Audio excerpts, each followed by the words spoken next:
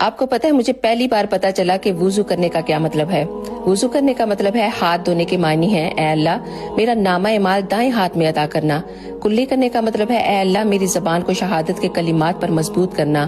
ناک میں پانی ڈالنا اے اللہ مجھے جنت کی خوشبو عطا کرنا۔ ناک کو صاف کرنا اے اللہ مجھے زقوم کے درخت کی بدبو سے بچانا۔ اور چہرہ دھونا اس کا مطلب ہے اے اللہ قیامت کے دن میرا چہرہ روشن فرمانا، جبکہ اس دن کچھ چہرے سیاہ ہوں گے اور کچھ سفید۔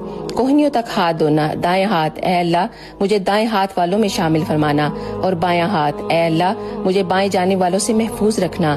سر کا مسح کرنا اے اللہ میری گردن کو جہنم سے آزاد کر دے اور مجھے ایمان والوں کی طرف گامزن رکھنا۔ پاؤں کو دھونا اے اللہ میرے قدموں کو سیدھے راستے پر رکھنا، اور جو شخص بھی علم کو چپاتا ہے تو قیامت والے دن وہ اس کے خلاف حجت بن جائے گا۔ اس لیے دوسروں کو بھی ضرور بتاؤ اور اس ویڈیو کو زیادہ سے